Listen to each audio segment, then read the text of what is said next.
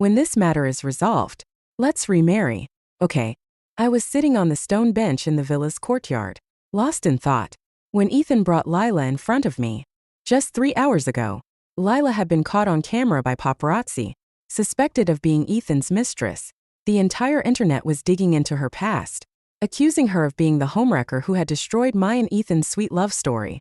Third party, an intruder. Ethan's public image as a devoted husband crumbled overnight, and even the foundation of his company began to tremble. In my past life, when Ethan came to me with divorce papers, I was so furious that I uprooted every rose he had planted for me in the courtyard. I had screamed hysterically, demanding answers about his relationship with Lila. She was clearly just his benefactor's daughter. There were countless ways he could have handled the situation, but he chose to sacrifice me just to prevent Lila's depression from worsening. What Ethan didn't know was that, during the period when the scandal was brewing online, I was also diagnosed with moderate depression. Autumn. Ethan called my name again, snapping me out of my daze. I lowered my gaze and fixed my eyes on the divorce papers lying on the stone table. Ethan knelt on one knee at my feet, his deep eyes looking up at me. His warm hands clasped mine, his voice tinged with a coaxing tone.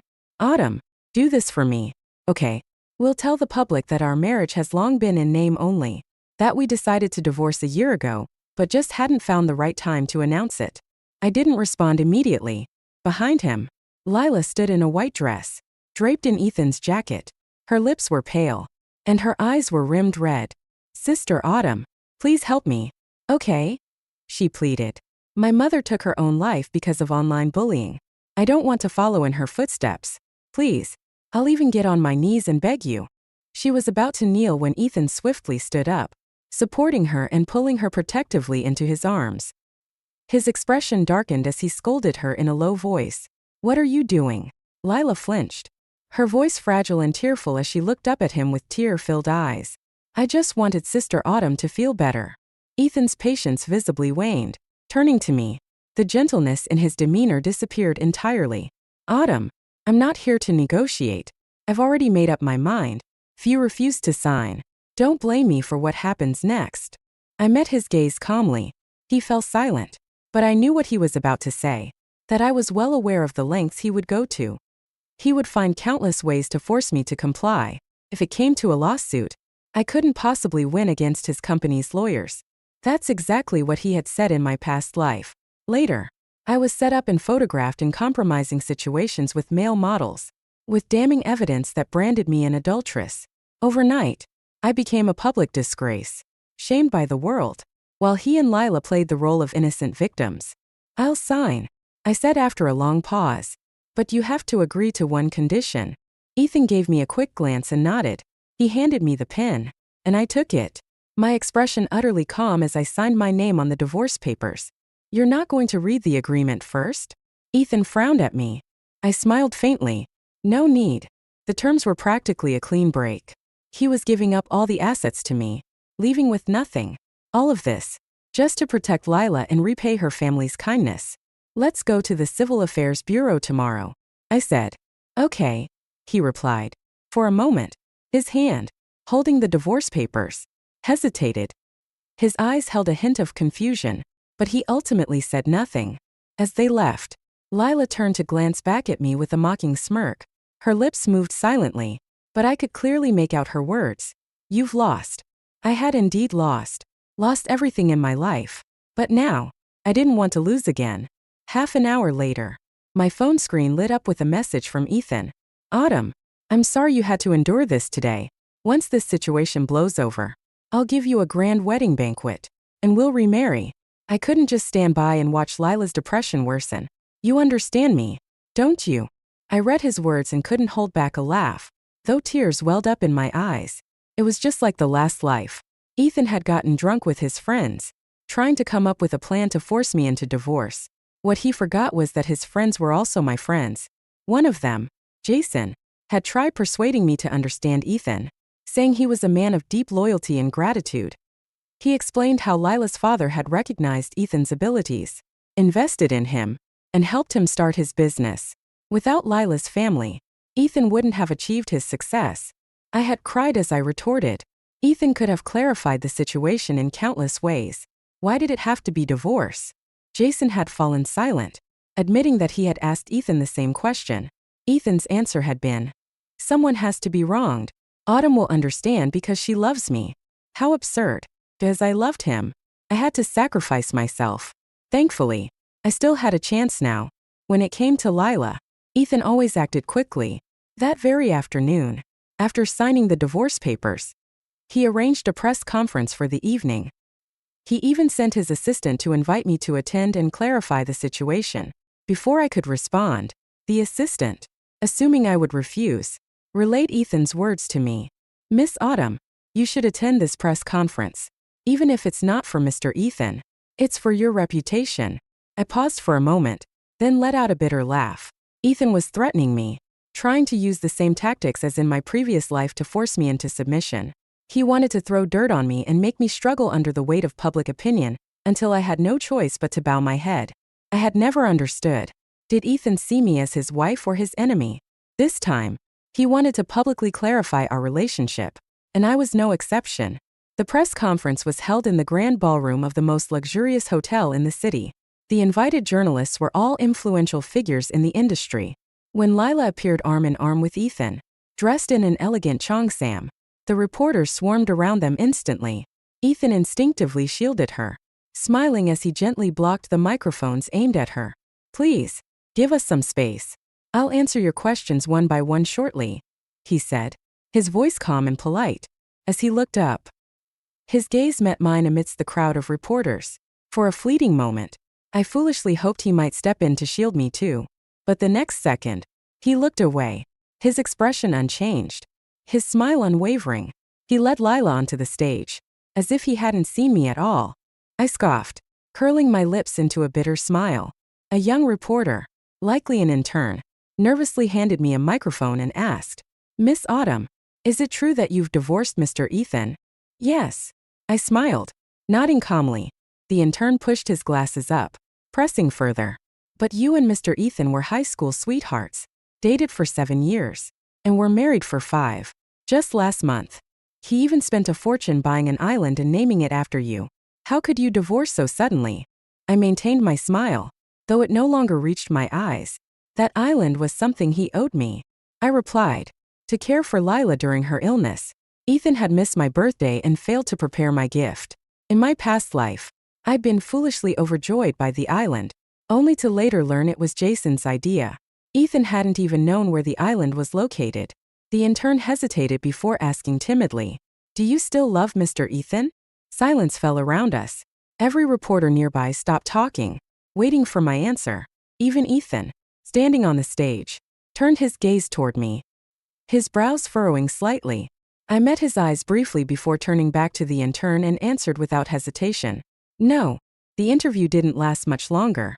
After Ethan publicly clarified that our marriage had been effectively over for a year, he left the venue. Overnight, I became the discarded used goods in the eyes of the public. Meanwhile, Lila was hailed as the innocent victim of the entire scandal. The interview from that day remained pinned at the top of social media platforms for several days, and the topic continued to trend. Ethan's words during the press conference fueled the fire. Autumn and I had already planned to divorce a year ago.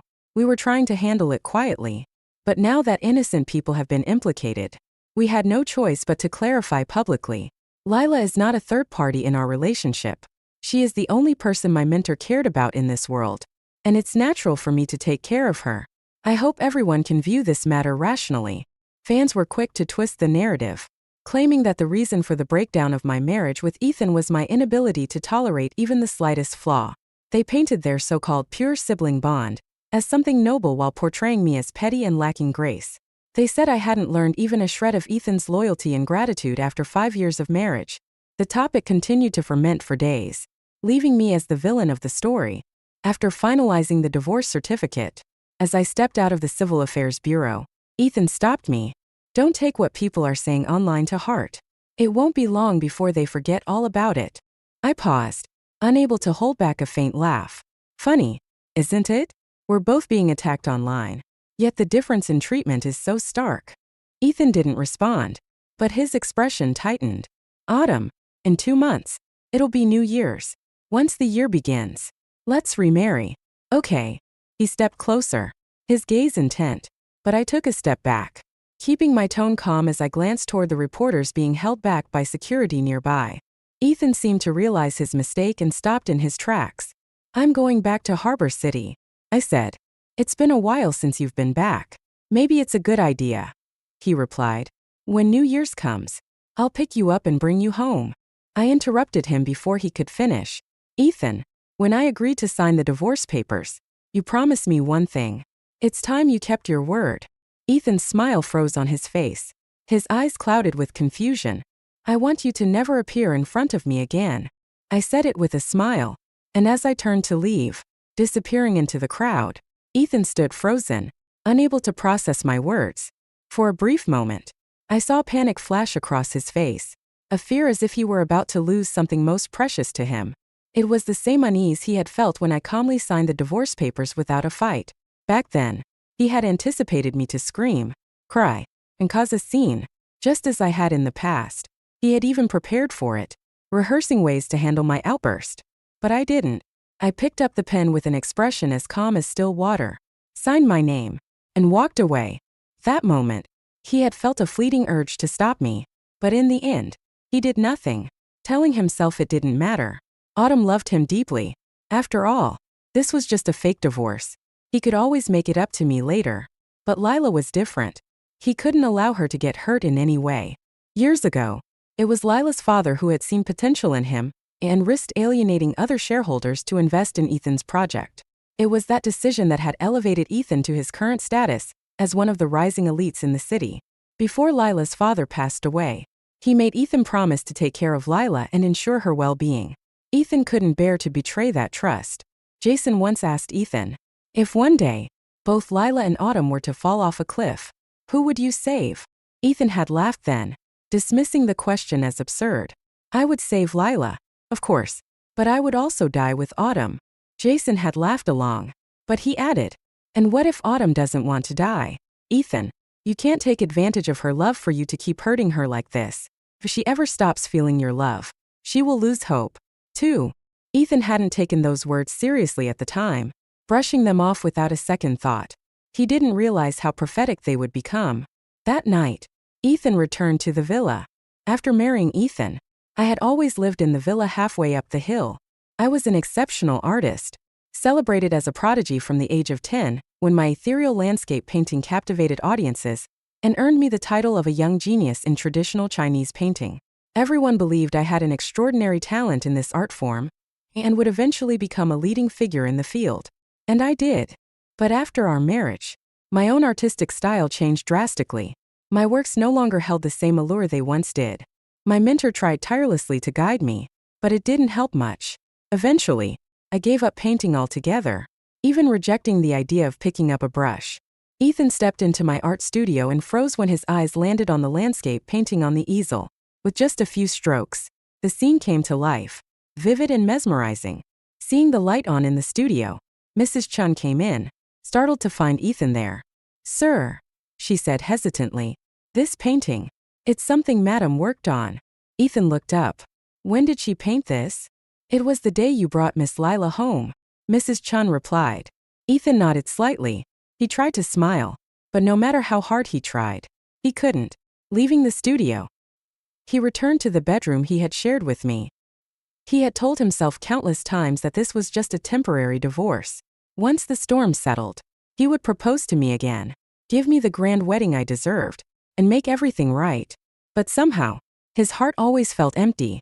The words I'd said earlier that day, he brushed them off as things I had uttered in anger. In his mind, there was no way I wouldn't return to the home we had built together. The knock on the master bedroom door broke the silence. Sitting at the edge of the bed, Ethan looked up to see Lila standing at the door.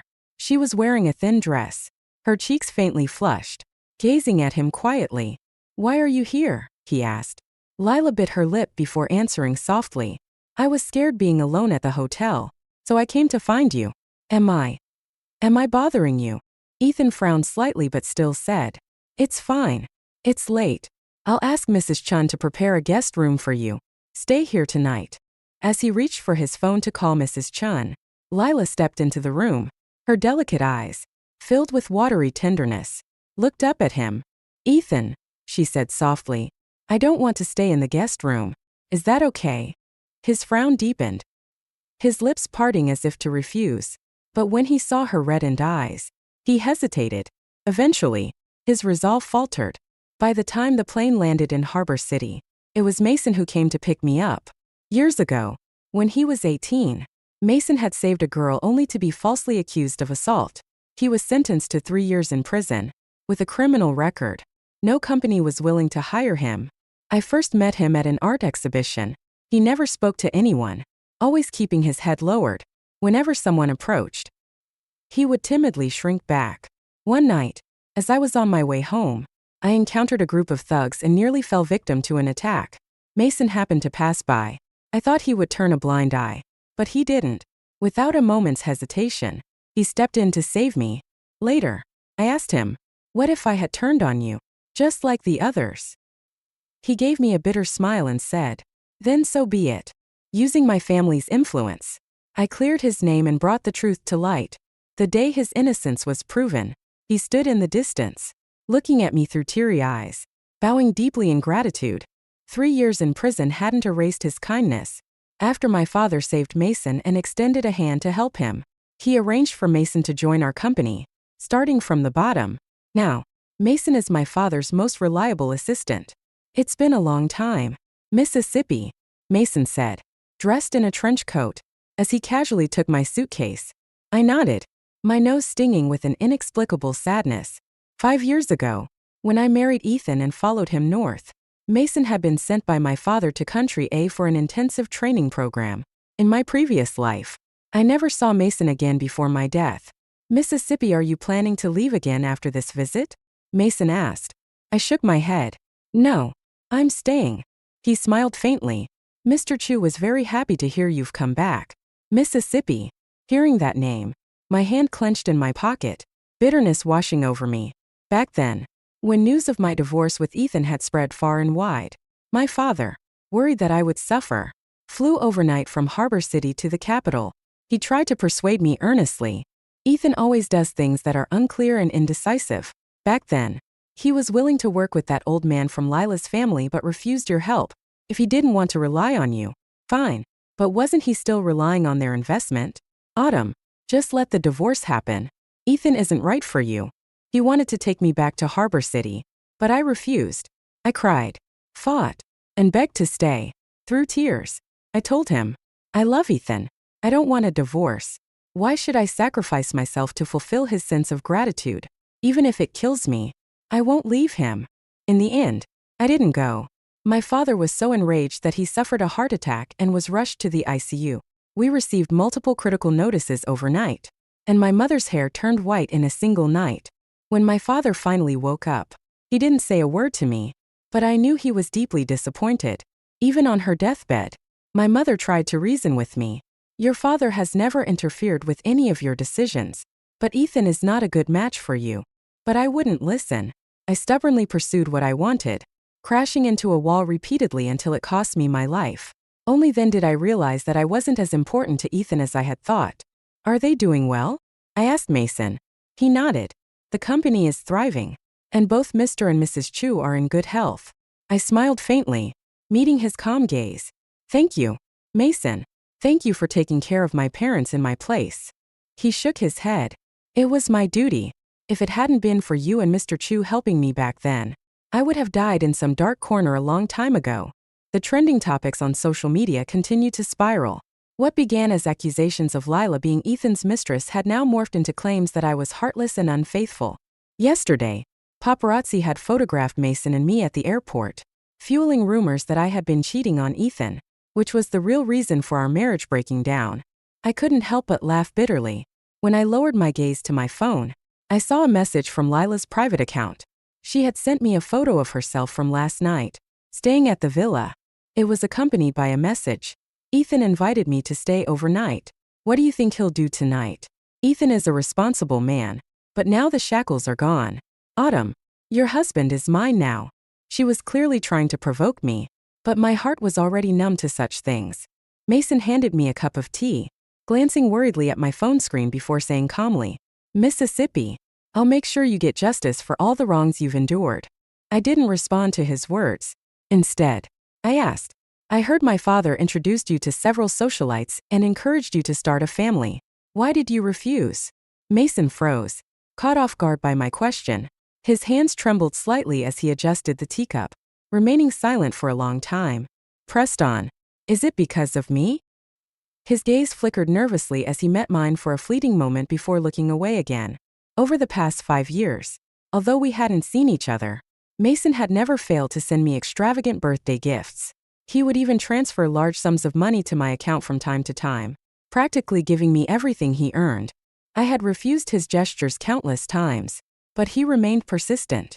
One day, I called him and, for the first time, lost my temper with him. I told Mason, you saved my life once, and I helped you once. That makes us even. My father brought you into the company, and everything you've achieved today is because of your own efforts. You don't owe me anything. I'm not your creditor. What you're doing only damages my marriage, making Ethan misunderstand our relationship. After that conversation, Mason stopped transferring money to me. His gifts became more measured, no longer extravagant. Mason, I've told you before. You don't owe me anything. I said again. He bit his lip as if hesitating, then replied, that's not why. He looked at me, his lips curving into a faint smile, his eyes brimming with sincerity. I love you, Miss Autumn. I know there's a world of difference between us, like mud and clouds.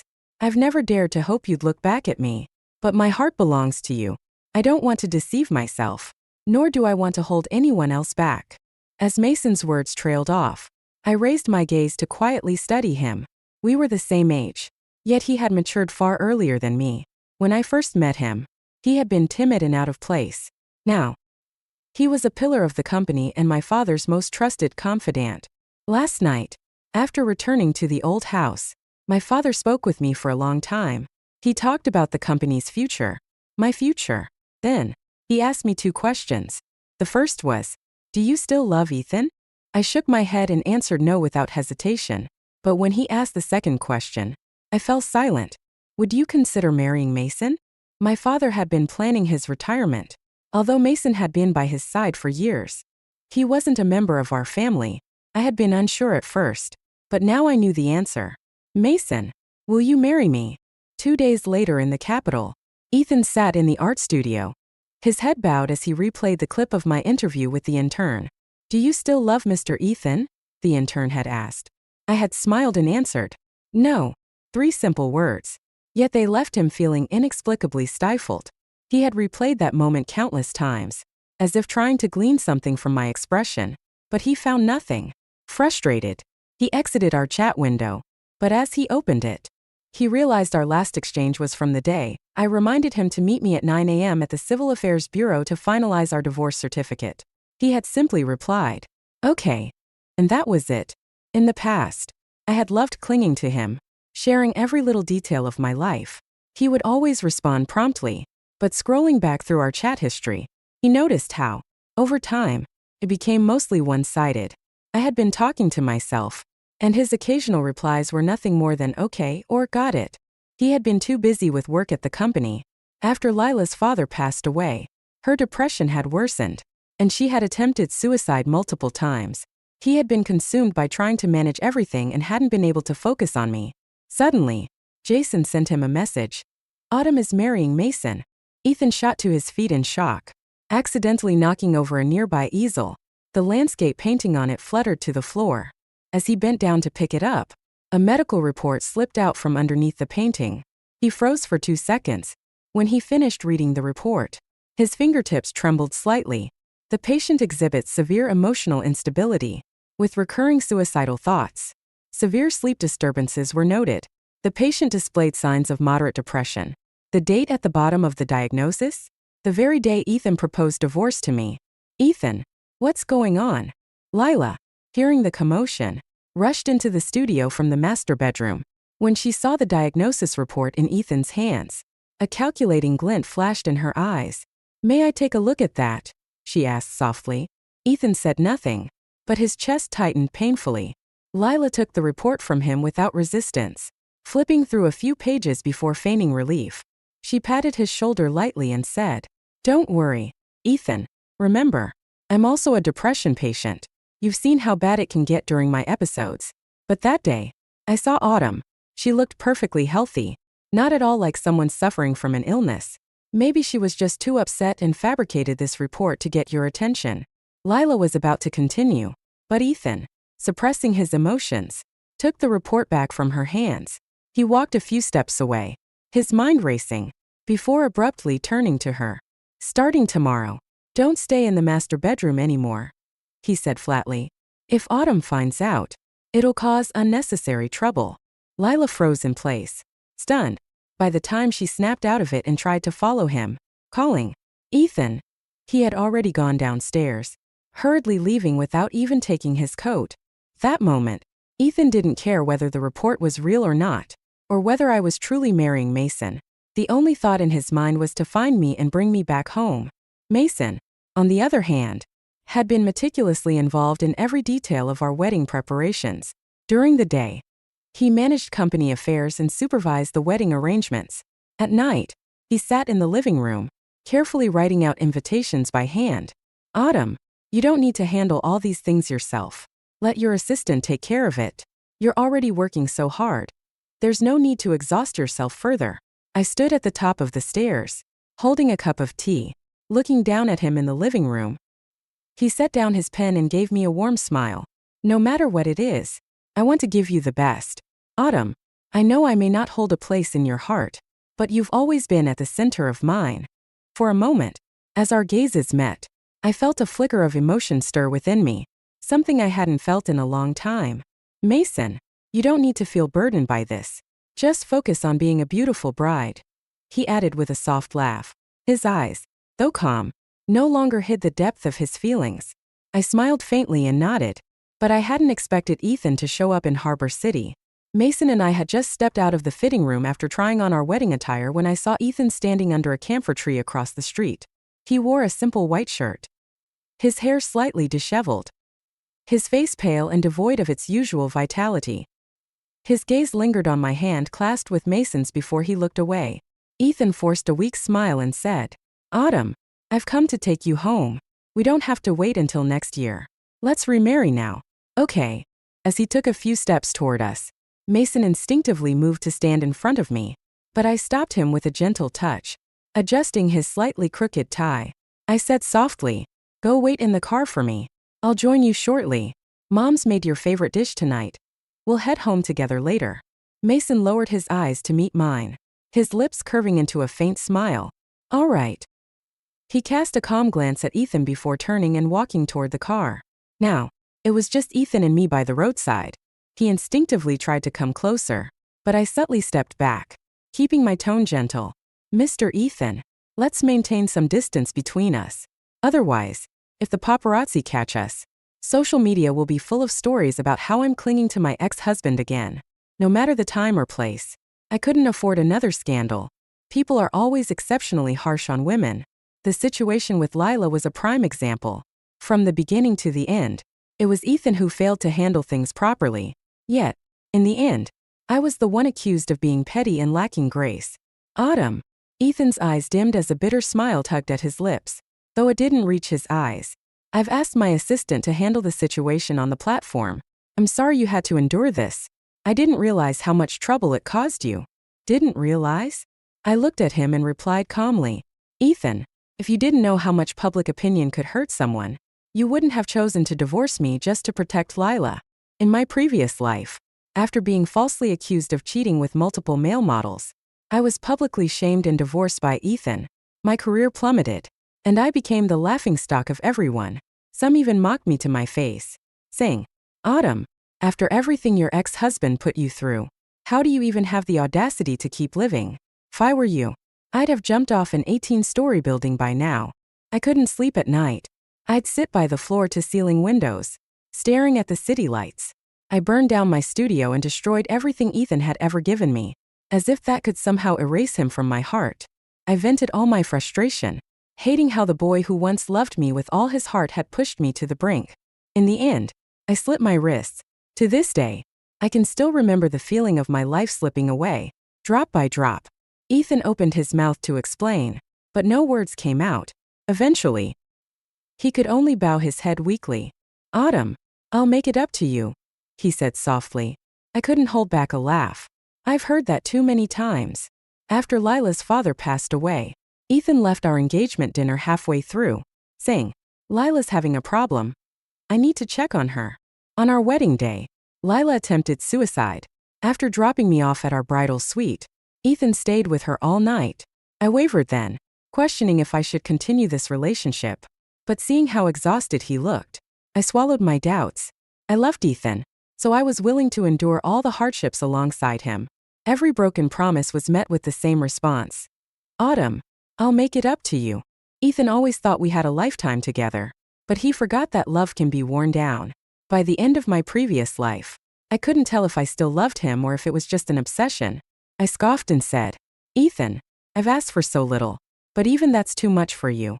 I'm my parents' beloved daughter too. Why should I let you trample all over me?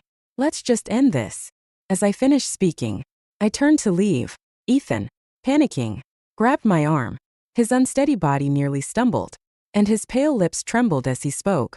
I won't agree to this. I can't just let it go. Autumn, you're my wife. You can't leave me. His voice quivered. I pulled my arm free and laughed softly. Ethan, we're already divorced.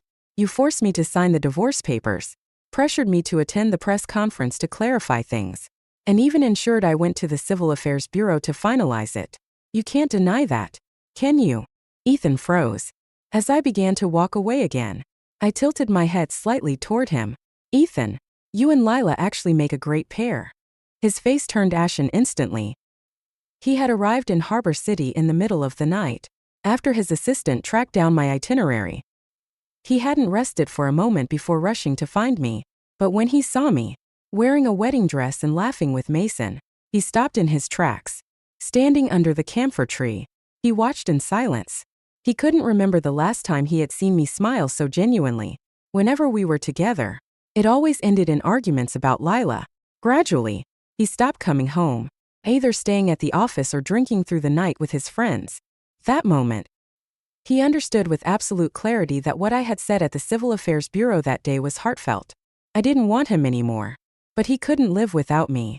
Inside the bridal boutique, Mason and I continued our preparations, unaware of the man standing outside, watching quietly. How long had he stood there? Even Ethan didn't know. All he felt was the sharp pain of realizing he might have lost me forever. He stood outside for who knows how long. At one point, he even considered barging in and punching Mason, warning him to stay away from his wife. But in the end, he couldn't take that step. He was afraid of how Lila might view him. Ethan, Autumn left a while ago, Lila murmured, tugging on Ethan's sleeve and pulling him out of his daze. He lowered his eyes to look at her, his voice cold and slightly hoarse. Why are you here? I heard Autumn is marrying someone else. I was worried you'd be upset, so I came to check on you, she said softly. Just as she reached out to hug him, Ethan frowned and pressed a hand firmly on her shoulder to stop her. For a moment, his eyes glistened, and Lila's voice became shaky. Ethan, Autumn doesn't want you anymore, but I do. Let's get married. Okay. Ethan had never denied her anything before. She had always assumed that after Autumn divorced him, she would naturally take the position of Mrs. Ethan. But now, Ethan's expression turned icy. Lila, do you even know what you're saying? I do. Ethan, I love you, she said, confessing her feelings for the first time. Ethan let out a pale, bitter smile, but the more he smiled, the closer he came to tears. Jason had warned him countless times. Lila's feelings for you aren't right. Ethan, if you can't keep her in check, she'll ruin your marriage. You should send her away before it's too late. But Ethan never believed him. Now, he realized how blind he had been.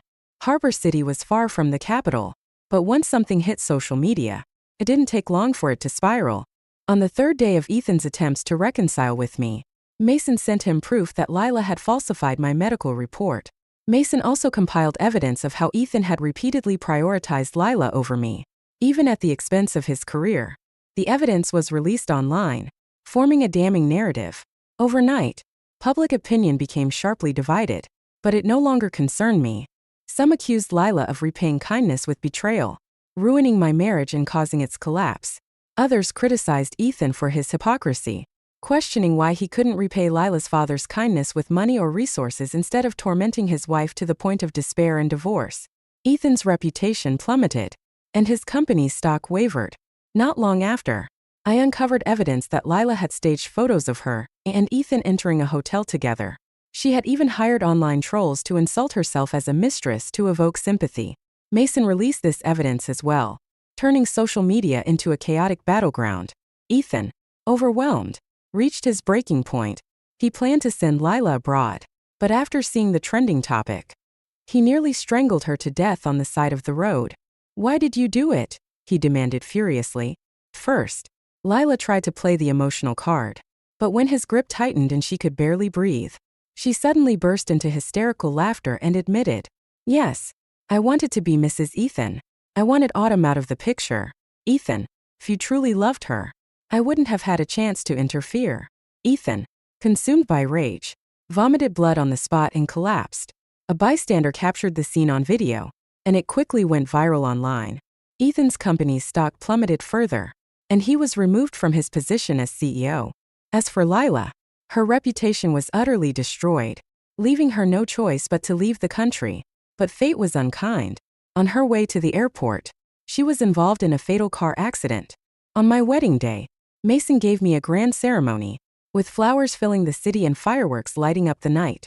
It became the talk of everyone.